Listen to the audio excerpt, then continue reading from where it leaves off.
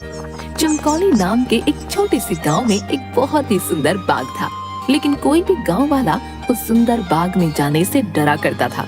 उनका मानना था कि अक्सर बाग के उस पार वाली गुफा के अंदर से किसी जिन्न की आवाजें आती हैं, जो आते जाते लोगों को आवाजें देता है, जिससे गांव वाले बहुत डरा करते थे। एक दिन गांव के दो युवक खेत पर आपस में बात करते हुए, अरे भाई, कल मैं उस बाग की तरफ गया था, वहाँ फिर से उस जिन की वही डरावनी आवाजें आ रही थी। अरे क्यों भाई, क्या करने गए थे तुम वहाँ? क्या तुम्हें पता नहीं बाग के पास वाली गुफा में जिन रहता है? अगर वो तुम्हें कहीं कुछ कर देता तो आइंदा फिर उस बाग की तरफ मत जाना। तभी वो वहाँ से बात करते हुए खेत से चले जाते हैं। अगले दिन गांव का एक लड़का रांझा, यार, इस गुफा में से आवाजें कौन देता होगा? मुझे इसके पीछे जरूर कोई राज नजर आता है। राजा भैया, जो भी हो, लेकिन गलती से भी उस गुफा के अंदर मत जाना। लेकिन इस गुफा का रहस्य तो मैं जान कर रहूंगा। सब गांव वाले डर के साए में आखिर कब तक रहेंगे? उसके बाद शाम हो गई और रांझा और उसका दोस्त अपने अपने घर चले गए। अगले दिन सुबह सारे गांव में सन्नाटा था और रांझा के घर के बाहर उसकी लाश रखी हुई थी। सब रो रहे थे। शाम को बस ये बोल के घर से निकला था कि आज एक रहस्य से पर्दा उठाने जा रहा हूँ। मेरे रांझा की बहादुरी उसे ले डूबी। हाय मेरा बच्चा। हो ना हो, ये उस गुफा वाले जिन ने ही किया है। हाँ। उसी गांव में धन्नू नाम का व्यक्ति रहता था, जो एक व्यापारी था। उसकी दो बेटियां थीं, रीमा और सीमा। उन दोनों को रंग बिरंगे फूलों का बहुत शौक था। बहुत दिन हो गए हैं, चलो आज हम गांव के बाग में चलते हैं। न जाने क्यों हमें बाबूजी उस बाग में जाने से मना करते हैं। इस पूरे गांव में एक वही जगह है जहाँ कितने सुंदर सुंदर फूल होते हैं। हाँ सीमा, वो बाग सच में बहुत सुंदर है। उस बाग में बहुत सुंदर सुंदर फूल होते हैं, लेकिन बाबूजी हमें जाने नहीं देते। वो कहते हैं गांव के बाग के उस पार एक गुफा है जो बहुत ही भयानक है, हमारा जाना वहाँ सही नहीं होगा। लेकिन गांव के रांझा भाई की मौत के बाद तो गुफा और ज्यादा डरावनी लगने लगी है। अरे रीमा, ये सब झूठी बातें हैं, मुझे नहीं लगता वहाँ ऐसा कुछ है। और वैसे भी गाँव वालों ने उस जिन्न को देखा नहीं, बस उसकी आवाज ही सुनी है। अगर सच में वहाँ कोई जिन्न होता तो क्या गाँव वालों के सामने नहीं आता? हाँ, बोल तो सही रही हो सीमा, मुझे भी लगता है कि वहाँ कुछ नहीं है। चलो ठीक है, हम दोनों कल ही बाग में जाएंगे और हो सके तो क्या पता रांझा भाई की मौत का राज भी पता चल जाए। हाँ, कुछ नहीं है, वहाँ हम दोनों सुबह चलेंगे, तब तुम खुद ही देख लेना। लेकिन बाबूजी हमें नहीं जाने देंगे सीमा। कल बाबूजी सुबह किसी काम से शहर जाएंगे, उनके जाते ही हम दोनों बाग में जाएंगे। रीमा अपना सिर हिलाती हुई ठीक है। इसके बाद दोनों बहनें अपने कमरे में जाकर सो जाती हैं। अगली सुबह, देखो मेरी प्यारी बेटियों, मैं किसी काम से शहर जा रहा हूँ। तुम दोनों अपना ख्याल रखना और उस बाग में फूल तोड़ने मत जाना। वो जगह अच्छी नहीं है, कोई भी गांव वाला वहाँ नहीं जाता। पता है ना, रांझा भी वहीं जाने से मारा गया था। हम दोनों बहनें उस बाग में नहीं जाएंगी। इसके बाद धन्नू वहाँ से चला जाता है। उसके जाते ही दोनों बहनें उस बाग की तरफ जाने लगती हैं कि तभी एक गांव का आदमी उन्हें देख लेता है। अरे सीमा और रीमा बेटिया, तुम इस बाग की तरफ कहाँ जा रही हो? क्या तुम्हें नहीं पता कि बाग की उस तरफ एक गुफा है जो बहुत ही डरावनी है? वहाँ से अक्सर किसी जिन की आवाज आती है। अरे काका, हम दोनों बस बाग में ही जा रहे हैं, वहाँ से कुछ फूल लेकर बस अभी आ जाएंगे। आप चिंता मत कीजिए, हम बाग के उस तरफ वाली गुफा में नहीं जाएंगे। चलो ठीक है बेटिया, लेकिन तुम दोनों शाम होने से पहले आ जाना। अच्छा, अब मैं चलता हूँ। इसके बाद वो आदमी वहाँ से चला जाता है। थोड़ी दूर चलने पर सीमा और रीमा देखती हैं कि दो चोर आपस में बातें कर रहे होते हैं। अरे भाई, हम ये सही कर रहे हैं क्या? गांव वाले तो कहते हैं उस गुफा में एक जिन रहता है जो लोगों को आवाजें देता है। मुझे नहीं लगता है ऐसा कुछ है। वो गुफा गांव के सरपंच की है। मुझे तो लगता है उसमें बहुत सारा खजाना होगा। सब गांव वालों को डराने का बहाना है। बस चलो, चलकर आज देख ही डालते हैं। इसके बाद वो दोनों गुफा की ओर जाने लगते हैं।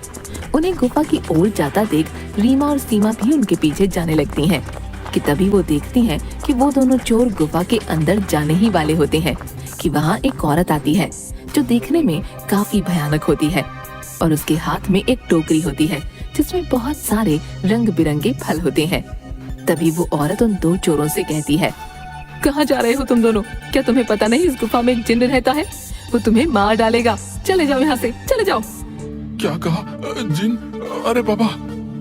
कि तभी उस जिन्न की आवाज आती है। कौन है वहाँ? क्या कोई मुझे सुन पा रहा है?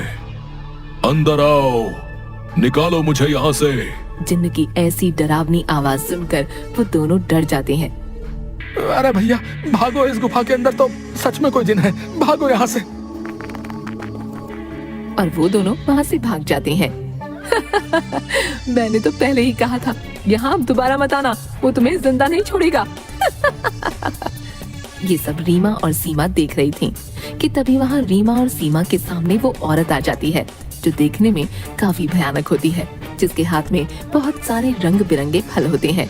कहाँ जा रही हो तुम दोनों? सीमा और रीमा डरती हुई। हम तो बस ऐसे ही बाहर घूमने आए थे काकी, लेकिन आप यहाँ क्या कर रहे हैं? मैं तो यही रहती हूँ, यही बाग मेरा घर है। तुम दोनों यहाँ से जल्दी चली जाओ, वरना वो जिन तुम्हें छोड़ेगा नहीं। जाओ यहाँ से। क्या सच में बाग के उस पार वाली गुफा में कोई जिन्न है काकी? हाँ, और वो बहुत खतरनाक है। तुम दोनों यहाँ से जल्दी चली जाओ। इसके बाद वो औरत वहाँ से चली जाती है। मुझे बहुत डर लग रहा है, अब मैं इसके आगे नहीं जाऊंगी। मुझे लगता है वो औरत सच बोल रही है, वो जिन्न हमें मार डालेगा। मैं नहीं जाऊंगी उस गुफा में। ठीक है, तो मेरा यही इंतजार करना। मैं सच जानना चाहती हूँ, क्या वाकई वो आवाज जिन्न की है या नहीं? इसलिए मैं तो गुफा के अंदर जा रही हूँ। तुम यहाँ से कहीं मत जाना, मैं जल्दी ही आ जाऊंगी। इसके बाद रीमा अकेले ही आगे चलती है।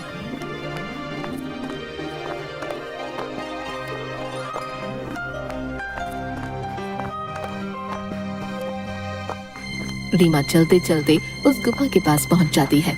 तभी एक आवाज उसे सुनाई देती है जो काफी भारी होती है। ऐसा लगता है जैसे किसी रोते हुए इंसान की आवाज हो वो। कोई है यहाँ? मुझे यहाँ से बाहर निकालो। मैं इस गुफा में बरसों से कैद हूँ, निकालो मुझे यहाँ से। रीमा बड़ी हैरानी से वहीं खड़ी हो जाती है। कौन हो तुम और क्यों मुझे आवाज लगा रहे हो? क्या तुम वही जिन्न हो जिसके बारे में गांव वाले बात करते हैं? क्या सच में तुम यहाँ इस गुफा में हो? हाँ, मैं जिन हूँ। मैं कई सालों से इसी गुफा में कैद हूँ। मेरी सहायता करो लड़की, मेरी बात मानो। मैं तुम्हें कोई नुकसान नहीं पहुंचाऊंगा। तुम मुझे इस गुफा से आजाद कर सकती हो। इसके बाद मैं यहाँ से हमेशा के लिए चला जाऊंगा। मेरी सहायता करो। क्या सच में हमेशा के लिए तुम यहाँ से चले जाओगे? मैं तुम्हारी सहायता जरूर करूंगी। मुझे क्या करना होगा जिन? बताओ मुझे, मैं अवश्य ही करूंगी। तभी गुफा के दरवाजे खुलते हैं और रीमा उस गुफा के अंदर चली जाती है।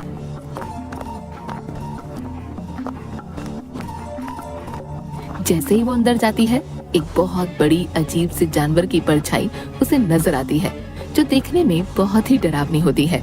आओ लड़की, तुम्हारा जिन की इस गुफा में स्वागत है। मैं कई सालों से गुफा के बाहर आते जाते लोगों को आवाजें लगाता हूँ।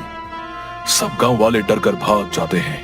कोई भी गांव वाला इस गुफा में आने की हिम्मत नहीं कर पाता। लेकिन तुम बहुत ही बहादुर लड़की हो जो इस गुफा में अकेली चली आई हो। क्या तुम जिन्न हो? लेकिन तुम मुझे दिखाई क्यों नहीं दे रहे हो? क्या तुम किसी को दिखाई नहीं दे सकते हो? नहीं, मैं जिन नहीं हूँ लड़की। मैं उस जिन की परछाई हूँ। वो जिन तो इस गुफा के कैद खाने में बरसों से कैद है। वो बाहर नहीं आ सकता है। मैं उसकी परछाई हूँ। परछाई? तुम मुझे ये बताओ कि वो जिन इस गुफा में कैद क्यों है? क्या जिन्न के इस गुफा में रिहा होने का कोई मार्ग नहीं है? मार्ग है लड़की, और तुम उस मार्ग तक पहुंच सकती हो। लेकिन इसके लिए तुम्हें इस गुफा के तहखाने में जिन के पास जाना होगा। वही जिन तुम्हें उसकी मुक्ति का राज बताएगा। जिसके बाद रीमा हाथ में जलती हुई एक आग की मशाल लेकर उस गुफा की ओर जाती है। जैसे ही रीमा तहखाने के अंदर जाती है तो उसे एक आग जलती हुई दिखाई देती है। वो जैसे ही उस आग के पास जाती है, हे जिन, मैं यहाँ तुम्हारी मदद करने आई हूँ, क्या तुम मुझे सुन सकते हो? उसे उस जिन्न की आवाज आती है। आओ बहादुर लड़की, मैं तुम्हारा ही इंतजार कर रहा हूँ। मैं जानता हूँ कि तुम ही मुझे इस गुफा से मुक्ति दिला सकती हो। तुम्हारा इस गुफा में स्वागत है लड़की। तुम बहुत ही बहादुर हो। जो इस गुफा में आई हो। मेरा नाम जिनाद है। मैं यहाँ कई सालों से बंद हूँ। मेरे सामने आओ जिन्नात, मैं तुम्हें देखना चाहती हूँ। कि तभी अचानक से जिन्नात उसके सामने आता है, जो बहुत ही डरावना होता है। एक बहुत ही भयानक सा दिखने वाला, जिसके सिर पर एक लंबी चोटी होती है, जो काफी बड़ा होता है। रीमा के सामने वो आता है। उसे देखकर रीमा थोड़ा डर जाती है। देखो, तुम डरो मत लड़की, मैं तुम्हें कुछ नहीं करूंगा। मैं जानता हूँ कि तुम मेरी मदद करने आई हो, लेकिन मेरी मदद करना इतना भी आसान नहीं है। तुम एक बार और सोच सकती हो। क्या तुम वाकई मेरी मदद करना चाहती हो? लेकिन मैं तुम्हारी मदद कैसे कर सकती हूँ, और तुम यहाँ कैद कैसे हुए? बताता हूँ। बहुत साल पहले इस गुफा में एक औरत रहती थी। वो बहुत गरीब थी। वो गुफा के बाहर वाले बाग से फल तोड़ा करती थी और उन्हें ही खाया करती थी।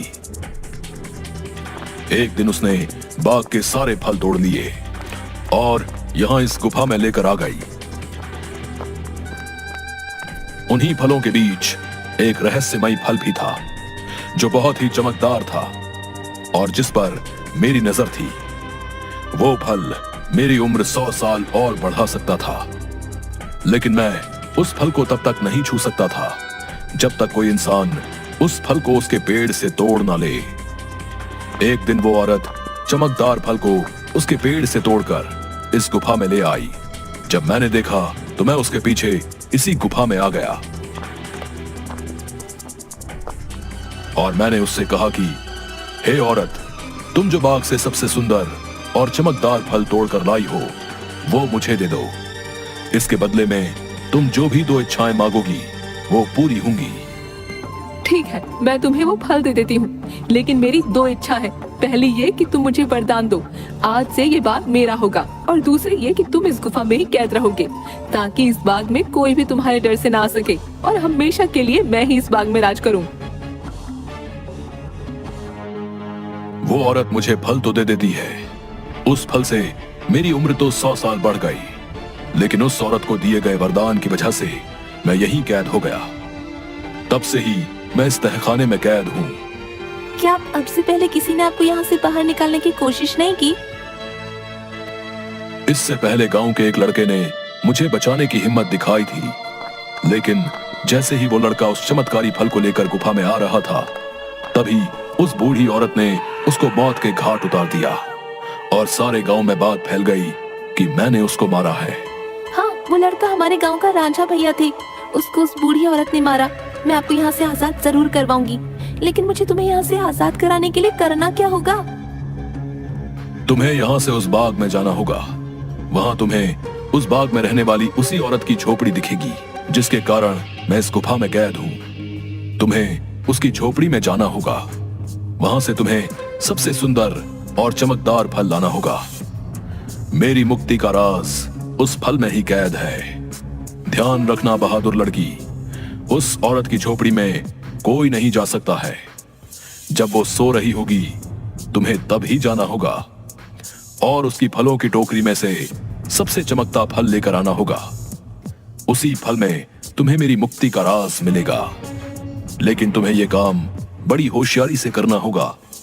अगर उस औरत को पता चल गया तो वो तुम्हें जिंदा नहीं छोड़ेगी। ठीक है जिन, मैं तुम्हारे लिए वो चमकदार फल जरूर लेकर आऊंगी। मैं तुम्हारा इंतजार करूंगा बहादुर लड़की। इसके बाद रीमा वहाँ से बाग में जाती है और उस औरत की झोपड़ी की ओर बढ़ने लगती है। रीमा देखती है कि उस औरत की झोपड़ी में कोई नहीं है। वो इधर उधर देखती है और उस झोपड़ी के अंदर चली जाती है। रीमा अंदर जाकर देखती है कि बहुत सारे फल उस औरत की झोपड़ी में रखे हैं। अरे, ये तो कितने सारे फल हैं, लेकिन इन सब में कोई भी फल बहुत ज्यादा नहीं चमक रहा। तभी अचानक रीमा देखती है कि वही औरत अपनी झोपड़ी की तरफ आ रही है। ये देखते ही रीमा दरवाजे के पीछे छुप जाती है। वो औरत अपनी झोपड़ी में आती है और उसके हाथ में एक टोकरी होती है जिसमें बहुत सारे फल रखे होते हैं। वो अपनी टोकरी एक टेबल पर रख देती है और पास ही पड़ी चारपाई पर सो जाती है। ये देख थोड़ी देर बाद रीमा बाहर आती है और उन फलों की टोकरी में से सबसे चमकता फल देखती है। लगता है यही वो चमकदार फल है जिसके बारे में वो जिन बात कर रहा था। रुको लड़की, तुम मेरा ये जादुई फल लेकर कहाँ जा रही हो? मुझे मेरा फल वापस करो, वरना मैं तुम्हें यहाँ से नहीं जाने दूंगी। रीमा ये सुनकर डर जाती है। मुझे फल ले जाने दो काकी, मैं इस फल को उस जिन्न को देकर उसे उस गुफा से आजाद कराना चाहती हूँ, ताकि सारे गांव वाले बिना डरे यहाँ सकें। मुझे इस फल को लेकर जाने दो काकी। क्या कहा लड़की? तुम मेरी कई सालों की मेहनत पर पानी फेर देना चाहती हो? उस जिन्न के रिहा होते ही ये सब गांव वाले मुझे इस बाग से निकाल देंगे। नहीं नहीं, मैं ऐसा नहीं होने दूंगी। मुझे ये चमकदार फल वापस करो। ये सुनकर रीमा वहाँ से उस फल को लेकर भागने लगती है और वो औरत भी उसके पीछे ही भागने लगती है।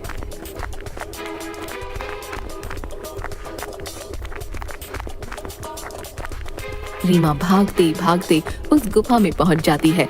जैसे ही वो गुफा में पहुंचती है, वो जादुई फल उसके हाथ से नीचे गिर जाता है, जिसके गिरते ही तोते में बदल जाता है।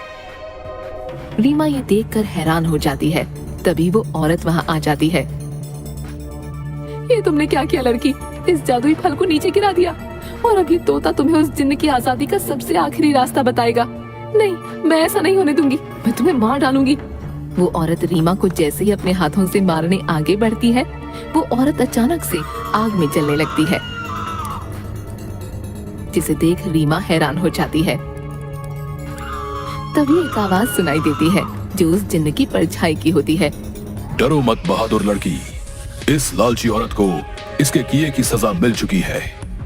अब तुम्हें अपनी मंजिल का आखिरी पड़ाव पार करना है, जिसमें ये तोता तुम्हारी मदद करेगा। तभी अचानक से वो तोता उड़ने लगता है और गुफा में उसी तरफ भागने लगता है जहाँ वो जिन्न कैद था। रीमा भी उसके पीछे पीछे चलने लगती है।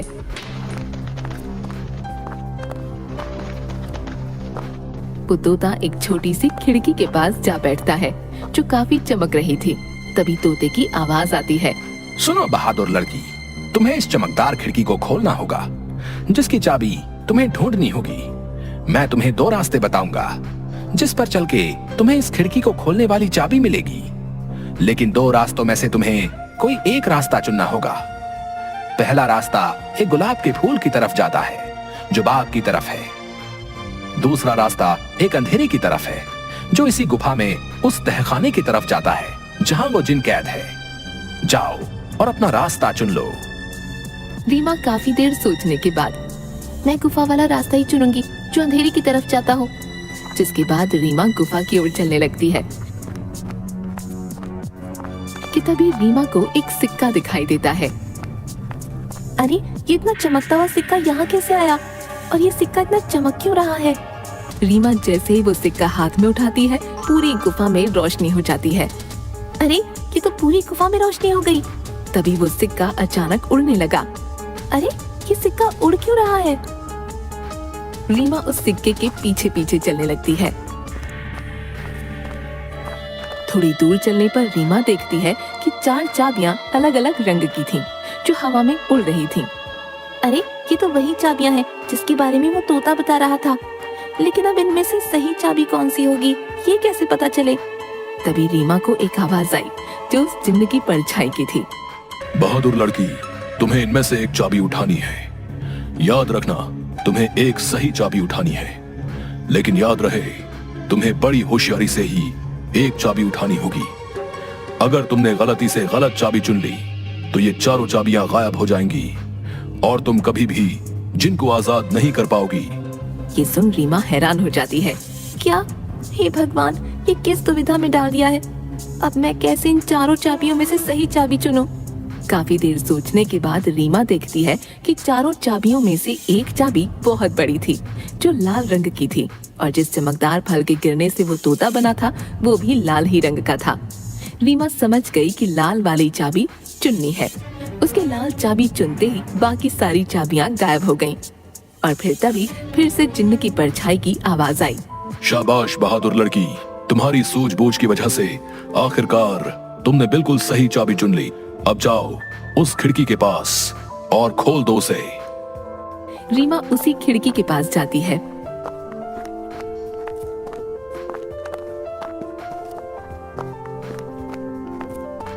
और देखती है कि अभी भी वो तोता उस खिड़की के पास ही बैठा था। ये देखो, मैं इस खिड़की की चाबी ले आई हूँ। तुम वाकई बहुत बहादुर हो लड़की। अब तुम इस चाबी से इस खिड़की को खोल दो। रीमा जैसे ही उस चाबी को खिड़की में लगाती है, खिड़की अचानक से खुल जाती है। रीमा देखती है उस खिड़की के बाहर बहुत रोशनी थी, जिसकी चारों तरफ बहुत सारे चमकदार फल चमक रहे थे और बहुत सारी तितलियां उनके पास मंडरा रही थीं। वो तोता उस खिड़की में उड़ता हुआ चला जाता है और तोता खिड़की के बाहर जाते ही उस जिन्न में बदल जाता है जो कई सालों से गुफा में बंद था।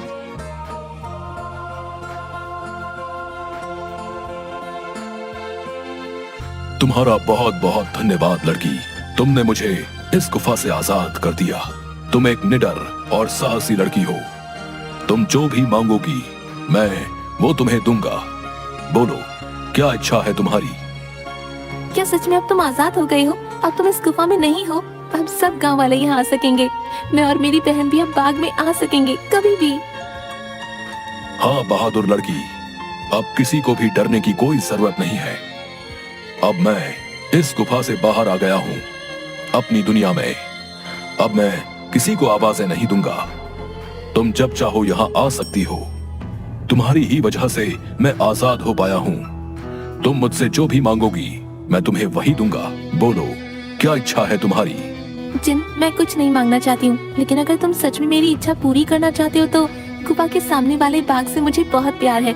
इसमें रंग बिरंगे फूल मुझे बहुत पसंद है। मैं चाहती हूँ कि ये बाग हमेशा ऐसे ही खिलखिलाता रहे, इसके फूल कभी न मुरझाएं। ठीक है बहादुर लड़की, तुम्हारी ये इच्छा जरूर पूरी करूंगा। अब ये बाग हमेशा यूं ही रहेगा, कभी भी मुरझाएगा नहीं। तुम अब जब भी इस बाग के फूलों को देखोगी तो ये हमेशा खिले रहेंगे। अच्छा, अब मैं हमेशा के लिए यहाँ से जा रहा हूँ। इसके बाद वो जिन्न गायब हो जाता है और खिड़की बंद हो जाती है। रीमा जब गुफा से बाहर निकलती है तो सब गांव वाले धन्नू और सीमा बाहर खड़े होते हैं। अरे मेरी बिटिया, आ गई तू वापस। उस जिन ने तुझे कुछ किया तो नहीं? आखिर क्यों गई थी तू उस गुफा के अंदर? अगर वो जिन तुझे मार डालता तो क्या करता मैं?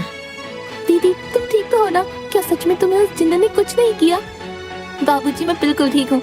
अब अंदर कोई जिन्न नहीं है। इस गुफा के अंदर जो जिन्न था अब वो हमेशा के लिए इस गुफा से चला गया है। अब आप सभी को डरने की कोई जरूरत नहीं है। अब कोई भी यहाँ आ सकता है। अरे क्या बोल रही हो रीमा बिटिया? आखिर कहाँ गया वो जिन जो आते जाते लोगों को आवाजें दिया करता था? रीमा गांव वालों को सारी बात बताती है।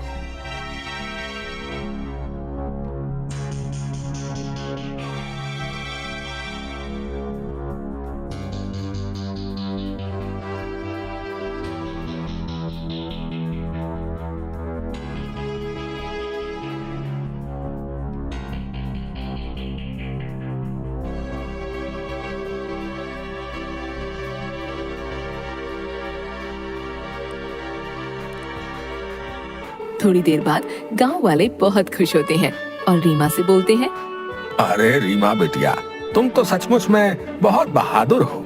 तुम्हारी वजह से ही अब वो जिन इस गुफा से आजाद हो गया है। अब हम गांव वालों को डरने की कोई जरूरत नहीं है और रांझा की मौत का रहस्य भी सब गांव वालों को पता चल गया। इसके बाद गांव वाले बिना डरे हंसी खुशी गांव में रहने लगते हैं।